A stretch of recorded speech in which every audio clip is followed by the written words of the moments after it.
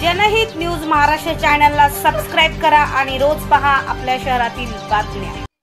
नमस्कार, मी अश्विनी सिरसाट, शांताई रुद्राश्रमाच्या संस्थेची अध्यक्षिका। शांताई रुद्राश्रम हे ज्येष्ठ नागरिक, महिला तसेच बाल कल्याणासाठी सुरू करण्यात आलेले आहे।